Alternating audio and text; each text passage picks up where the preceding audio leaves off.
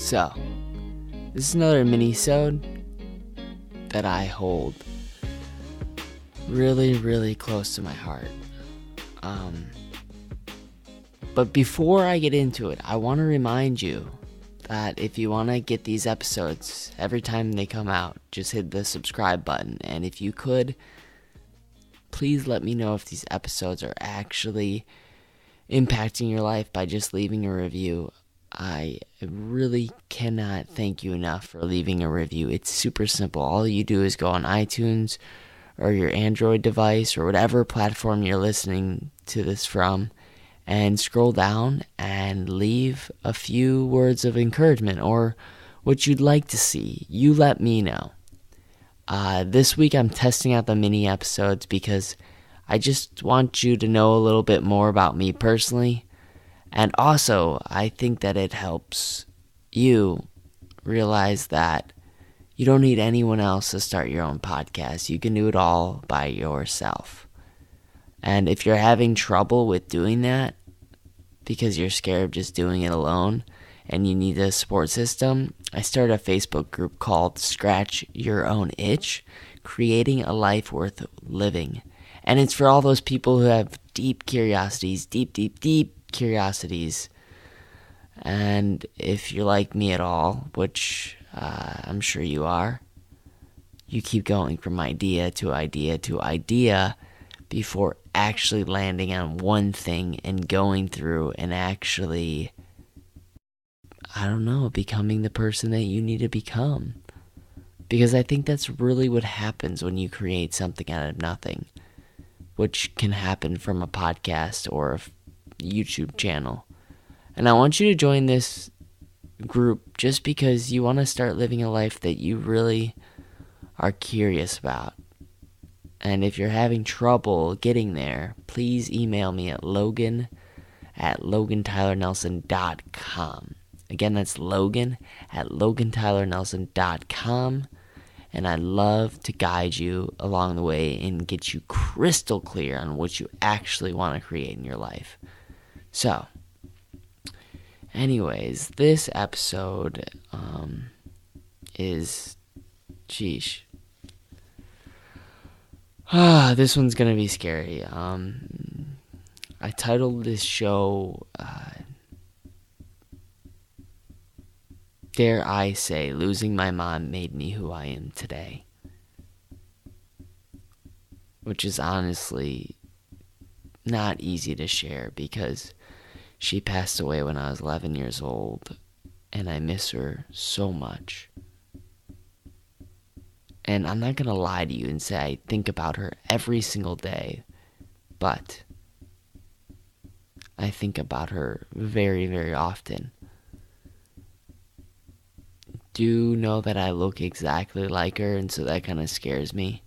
So I'm not saying that I'm like the girl version of my mom or the boy version of my mom. Yeah, that sounds better. I'm not saying that I'm the boy version of my mom, but I will say that I am very, very closely resembled to her, and people all the time tell me that I look like her. But anyways, I want you to know that if you've ever lost a parent, you know exactly where I'm coming from when I say this to you. But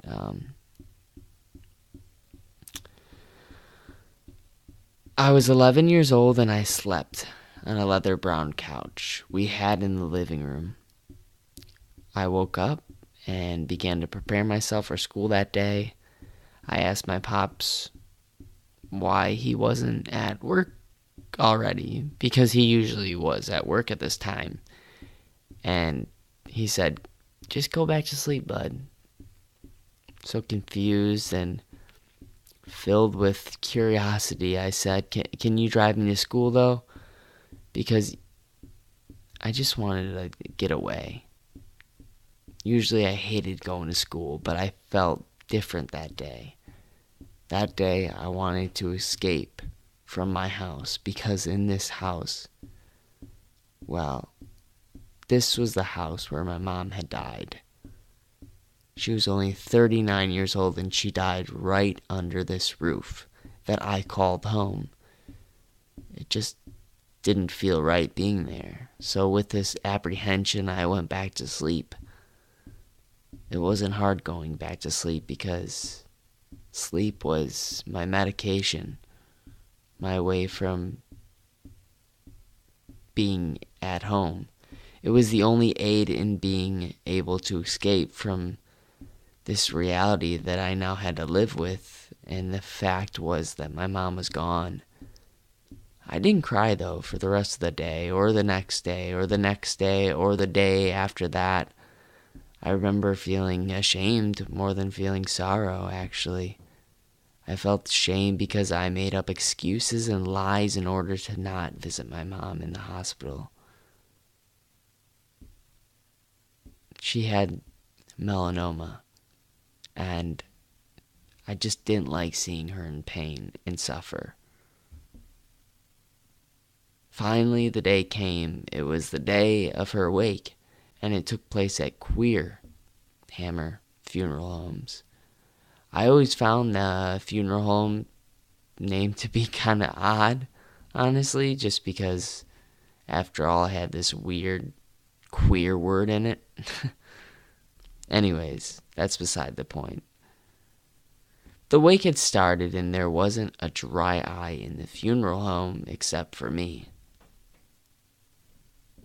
I felt fine. I felt completely fine. Until I walked with hesitation towards my mom. She was in a white marble casket, and I saw her cold, frozen, lifeless face. Then the floodgates opened up, and I began to cry. It was the thought of I'm never going to actually talk to my mom again, ever again, that made me cry for the next few hours. My mom and I were very close, and every question I had, I went to my mom with it. It wasn't fair that she was gone now. At least that's not what I believed. Losing my mom created a spark of, I don't know how to really word it, but obsession over skills, to become the best, to become very good at something, to become professional.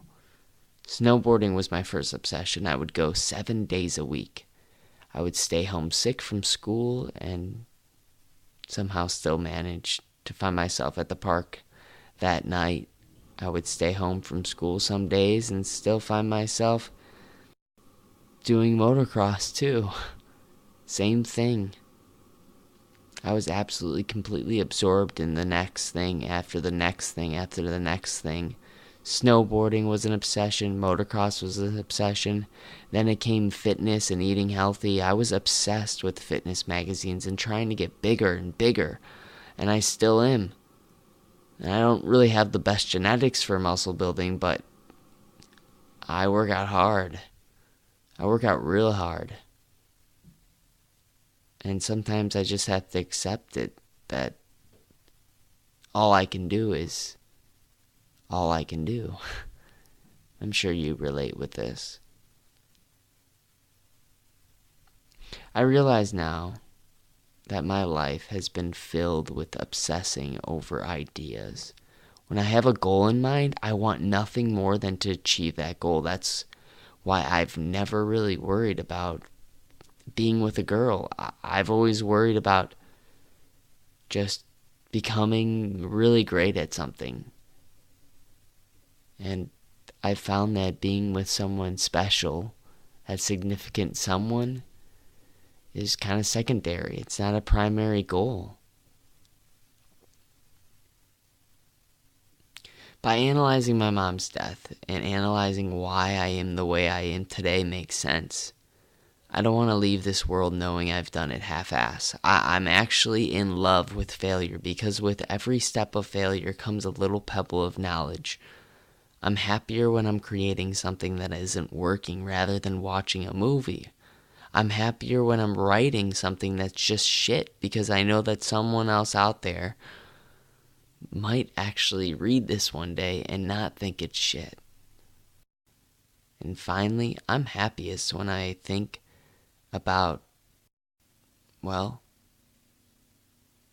not being alone, but reaching someone that is alone, but they're making alone time on their own time, if that makes any sense. Even though she is gone right now, she still lives inside my imagination. That's why I believe that even when you're dead, you're not dead, because you live inside the memories of so many other people.